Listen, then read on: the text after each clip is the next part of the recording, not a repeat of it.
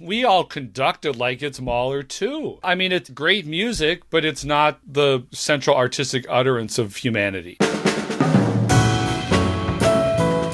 That's today's guest, educator, author, and composer Travis Cross, telling us that perhaps one of our most celebrated pieces of band music maybe isn't all that great. Welcome to Music Ed Insights. I'm Alan Fire, here with Steve Shanley. Each episode, Alan and I talk with national thought leaders in music education with practical insights for K-12 music educators. Steve, tell us about today's guest. Travis J. Cross serves as professor of music and director of bands at UCLA, where he conducts the wind ensemble, leads the graduate wind conducting program, and chairs the music department. He recently contributed to The Future of the Wind Band from GIA Publications. This thought-provoking book contains exchanges between leading wind band practitioners and music education philosophers, grappling with the most profound issues facing the music education profession and the path of music education in our schools. Find Travis's full bio, show notes, and resources at musicedinsights.com. What was a high point for you in this interview, Alan? I've always loved digging into the psychology of program order, and Travis has great thoughts about ways to craft an emotional journey through the order of pieces on a concert. What about you, Steve? So much good stuff in this interview, and all very applicable to any teacher leading any type of musical ensemble. Near the end, he gives some extremely practical suggestions for engaging students and for making rehearsals more process-oriented. This is the second half of our interview with Travis, and although it stands on its own, we do encourage you to check out part one if you haven't already. Let's get to this conversation. Well, continuing with this repertoire discussion and then revisiting earlier the talk we were having about diversity, your chapter in Future of the Wind Band, you talked a little bit about commissioning. And the idea you gave was if all 50 states, at least once or twice a year, commissioned work from a non-white male composer, we would have X number, and if even just a percentage of those ended up. And I kind of liked how you admitted out front, we're going to swing and miss on things from maybe a commissioning standpoint. They're not all going to be masterworks, but maybe we'll get 1 or 2 or 5%. You know, ideally, we are giving great thought to what we program. And so we are weeding out anything that might not be great quality. But do you give our listeners permission to try some different programming things? And then maybe they realize this wasn't a great piece, but diversity's hard. And this is going to happen as a part of that process. From the programming standpoint, you talked about it as it pertained to commissioning, but not really from a programming standpoint in the chapter.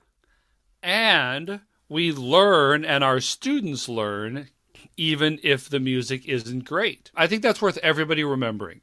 That let's say you can put 0 to 100. That there are pieces that are 100, best piece ever written, and there are pieces that are 0, not worth the paper they're printed on. If you do a 30 or a 50, your students can still take things away from it. Generally, playing one piece that is not as good as the others is not going to make them worse. Playing all bad music, all music of little depth or low quality or poor craft will over time make students worse, like feeding them a diet of all junk food and empty calories. But as you said, the number of clunkers written by straight white men, we're kidding ourselves if we think that even our best programs are playing all pieces of the level of Mahler 1 and Mahler 2. They're not all that good.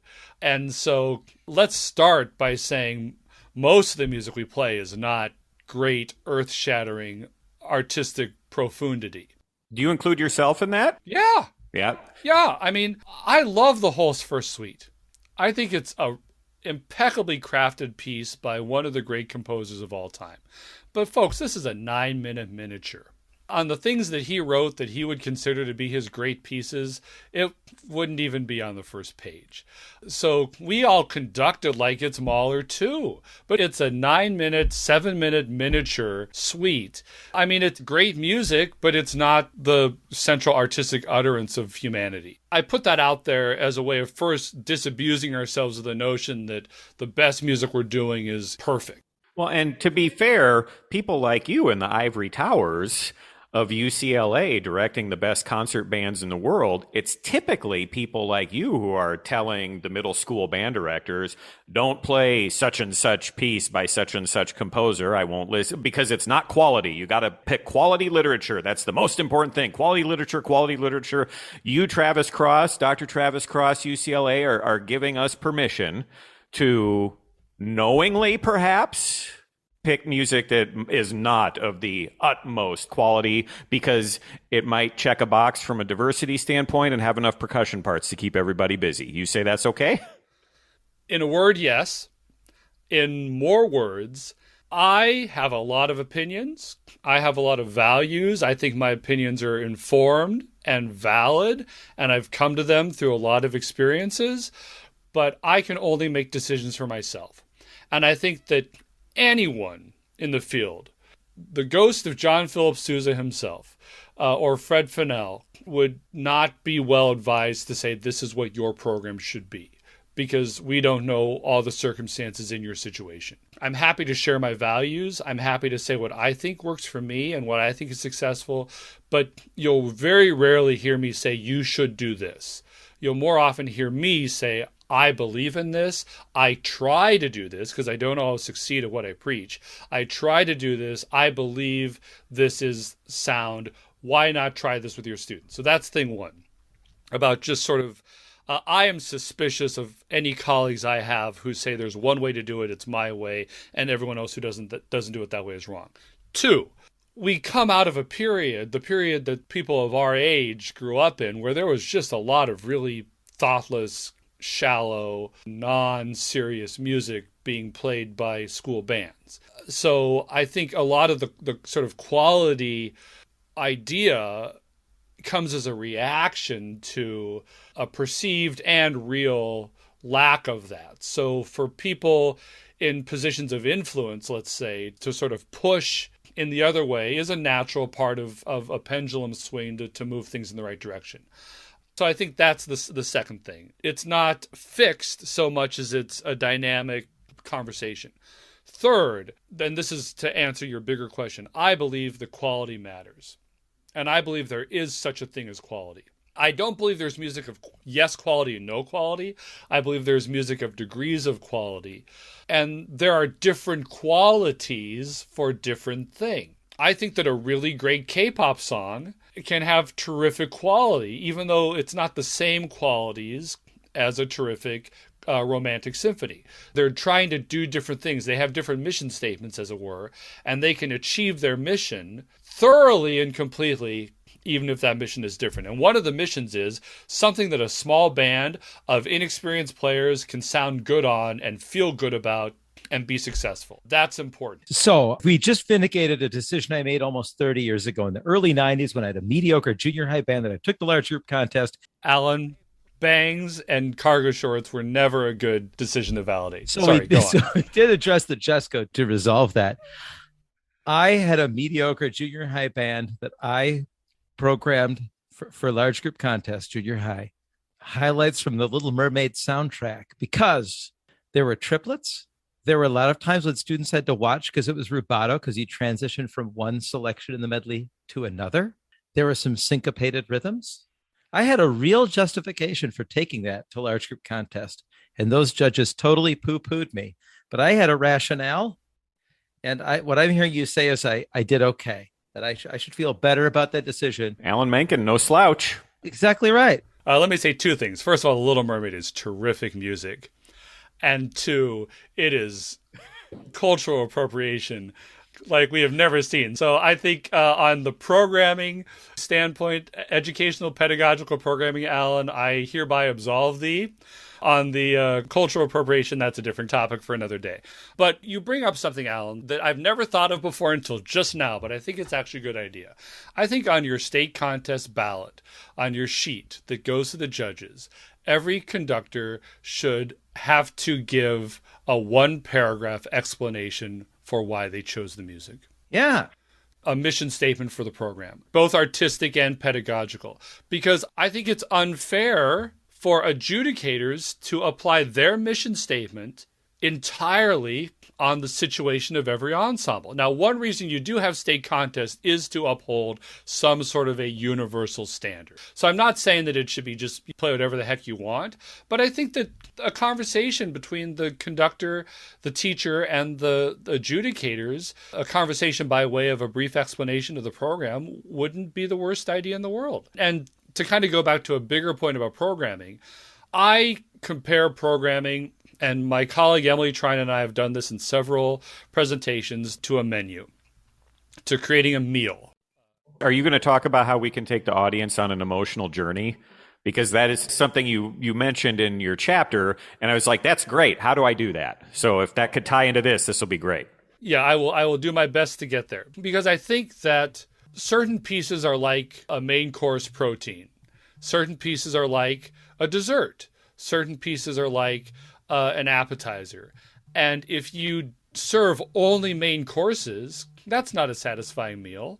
If you served only carbs, I would enjoy it. If it were macaroni and cheese, mashed potatoes, scalloped potatoes, and every other form of potatoes with some rice, I would be happy, but I wouldn't be nourished. I would not grow healthy. So I think the issue about programming is I don't think there's ever a piece, with very few exceptions, that should never be played. But the problem is when conductors, when teachers program all cotton candy or program all ice cream. And my taste as a sixth grader might be I like cotton candy. And part of the responsibility of the teacher, as the person who chooses the menu, who feeds, who puts the food in the bowl, is to start working in some meat and working in some vegetables, so that then by the time they're in high school, they're eating a more balanced, healthy diet. I think to make a judgment on someone's programming based on one piece or one concert, even sometimes one season, is incredibly unfair.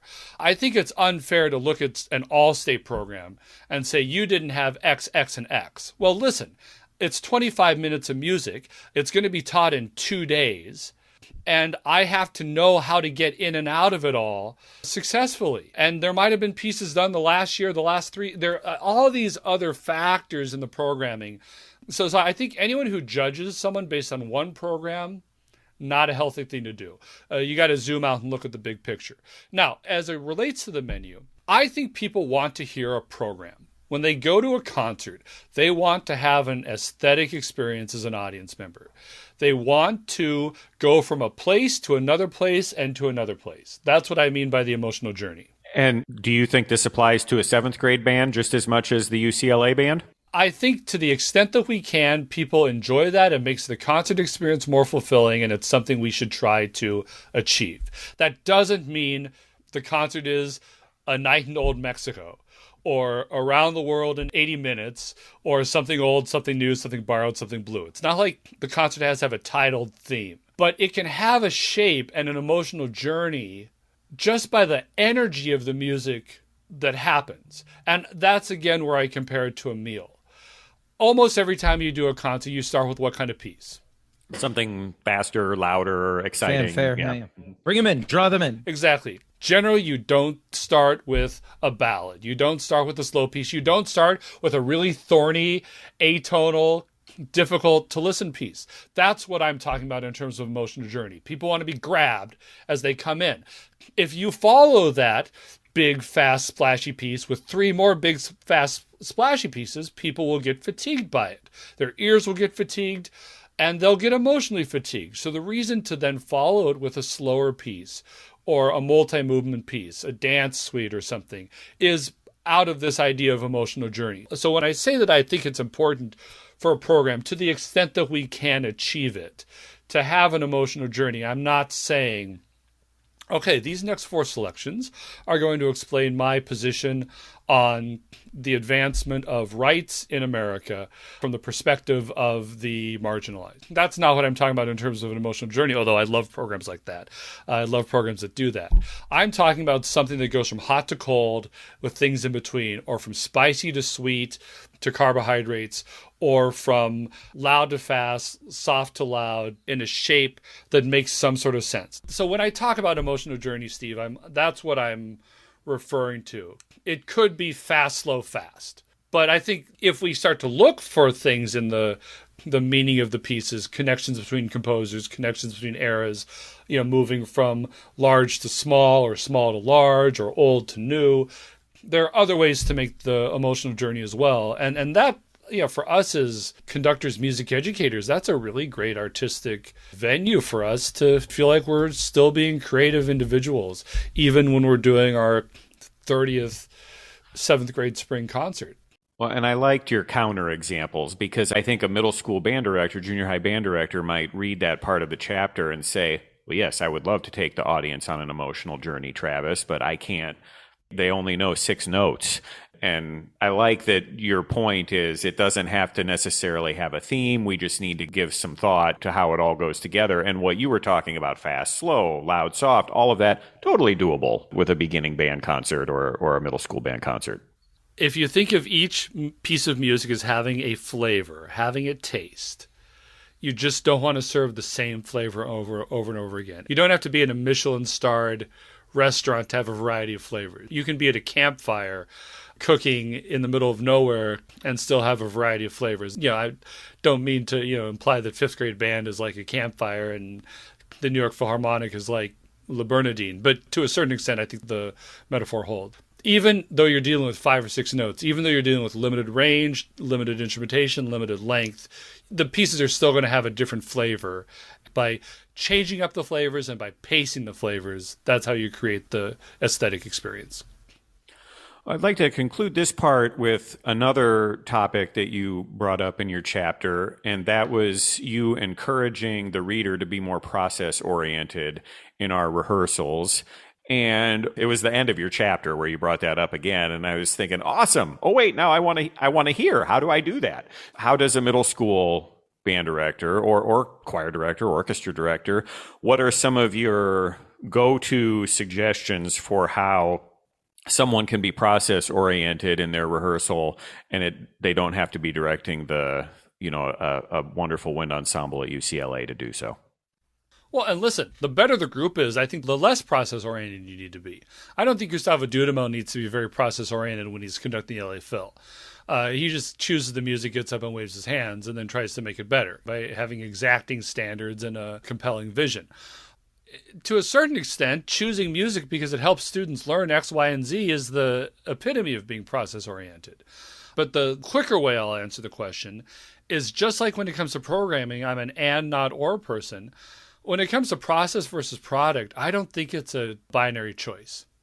I don't think the choice is between having a very top-down, dictatorial, old-school process and a good product, or having a very enlightened, participatory, interactive process and then having a band that sounds terrible. In fact, I would argue that the best products come from a process that is enlightened and inclusive and involving. So that's the quick answer. I don't think it's an either or. I don't think that the best bands are the ones where you say 1, 2, ready, go. Again, 1, 2, ready, go. I don't think that kind of process actually makes the performance better. Now, I'm also not encouraging everyone to rehearse every piece like it's the Orpheus Chamber Orchestra. I'm not saying, okay, we're all going to sit in a circle and let's have a discussion about how we're going to play beat 1. So you find a balance.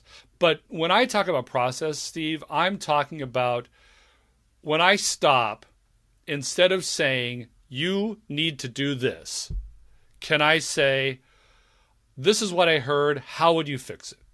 Instead of stopping and saying, trumpets, you were doing this, what if I stop and say, can everybody hear what the trumpets were doing? Thumbs up if you think the trumpets were rushing, thumbs down if you think the trumpets are dragging. Okay, looks like most people think the trumpets are rushing. Let's try it again, trumpets, and see if you can subdivide, focus on the pulse, and everybody else, we're going to listen and see if you were able to slow down the pulse, right? That's what I'm talking about in terms of interactive process. And what you gain from that, they're not just being told how to do it. They're learning how to fix the problems themselves. They're learning what to listen for and how to respond to it. So hopefully, if you teach that way over a period of time, when you finish concert 1, you start concert 2 as a better band. I think if it's always do this, do this, do this, do this. I'm going to fix you. I'm going to fix you. I'm going to fix you. I'm going to fix you. You finish concert 1. It sounds pretty good. And then you start concert 2 and you have to fix all the same things again. If instead of just giving them the answers, you ask them the questions and give them a little bit of space to process, I think they're going to learn how to teach themselves and to grow. And I think what they take away musically is going to be better. And I think what they take away, those of them that choose not to be musicians the rest of their lives, the life skills, professional skills, family skills, society skills that we talk about are also going to be stronger. That brings us beautifully full circle back to the beginning and sort of how I think you started your chapter with this acknowledgement that, yeah, we're going to learn a lot of things in band that are going to make us better humans, society, and that type of process-oriented rehearsal, like you just said, we're developing these skills that we're going to apply to the rest of our lives. And I thought that was a really cool way that you started. And I feel like you used your yes and philosophy with that as well, because it seems like many are on the side of, hey, it raises the test scores, therefore it's good. Or music is beautiful for its own sake. We shouldn't be bringing up whether or not it raises test scores. And correct me if I'm wrong, but my interpretation of how you opened your chapter was, why can't it be both? Exactly.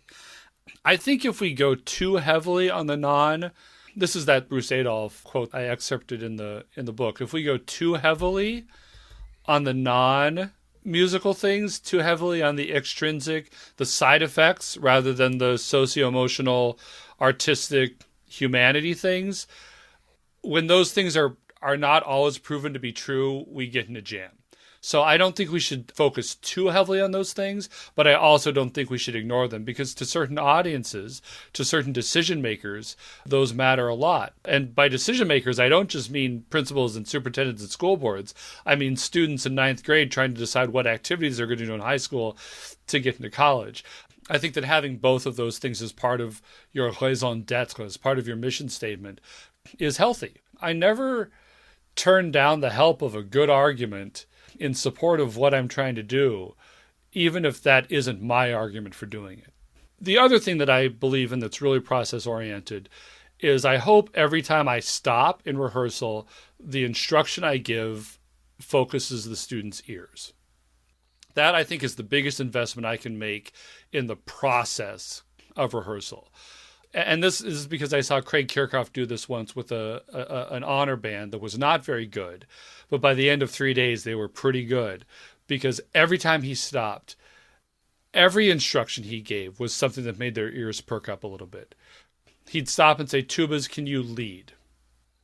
He'd stop and say, trumpets, can you fit your sound inside the horns? He'd stop and say, clarinets, can you play that more like the percussion? He was giving instructions. He was telling them how to play. He was fixing rhythms and ensemble issues and precision, but he was doing it from the standpoint of, who do you listen to in order to do that? They had to invest something. They couldn't just simply do what they were told. They had to take it a step further. Absolutely. And every time they did it, they got better at it. So he had to say it less and less because they did it more and more. Well, we're going to have to leave it there, though I think we could probably go on for hours and hours, and we're definitely going to have you back for some future episodes. But are you willing to close down with the lightning round on some lighter topics? Let's do it. Favorite place to eat in Southern California? I'll give you 3 answers to that. One is to go into K-Town and go to a Korean barbecue restaurant and prepare yourself for the meat sweats. I've had 2 big birthday parties to celebrate my 40th and my 45th, and I hosted those at a restaurant called Bestia, the 40th birthday party, and a David Chang restaurant called Major Domo for the 45th. Those are both terrific restaurants for big groups with terrific food. A musical artist or piece of music that you wish more people knew about? Since the audience is band directors, music educators, and such, I'm going to say Stephen Sondheim, the recently departed. People who know me know that I have a deep love for the musical theater repertoire. But if you haven't spent some time with Stephen Sondheim, it's just music of such depth and such richness and such complexity and such beauty that there's always something more to discover there. Please give us a book recommendation that doesn't have anything to do with music or teaching. So this is going to sound a little trite, but there's a book that I read when I was in college called The Alchemist by Paulo Coelho. listen, it's not deep philosophy. It's not theology. It's not a moral guide to the universe. It is a beautiful story about following your dreams. It's a lovely fable. It's something that someone can read in a day or two. I think it's magical and lovely and humanity affirming. It's maybe like the Holst First Suite, the equivalent. Exactly. Or highlights from the Little Mermaid soundtrack. Do you have a hot take on UCLA and USC joining the Big Ten? I just hope I'm not going to a bowl game in Detroit on December 26th. And finally, if you weren't a musician or teacher, what career do you think you would have had? I don't have a good answer to that question. People have said many times, if there's anything else you can see yourself doing other than being a teacher, you should do it. And there are people that say if there's anything else you can see yourself doing other than being an artist or performing artist, you should do it. These are difficult jobs that lack many traditional rewards, financial especially, that come with them. So they lack nights and weekends off a lot of times. They lack downtime. I've often wished I had a job where I could just clock out and go home and not worry about it. So I can't really see myself doing anything other than what I do. And if I could, I probably would have done it, and I probably should have done it. But I guess to actually answer your question, I think that journalism would be interesting, like long-form journalism, something where you have to research, learn about, immerse, talk to people, understand something, and then try to explain or offer a viewpoint on it. That's something that seems quite interesting to me. Either that or running a K-pop social media account. Well, based on your writing in the future of the Wind Band, I again encourage all of our listeners to check that out. I have no doubt you would have found great success as a journalist and certainly running social media for a K-pop band. Travis Cross, thank you so much for making all this time for us. This has been a fascinating conversation. Our listeners will love it.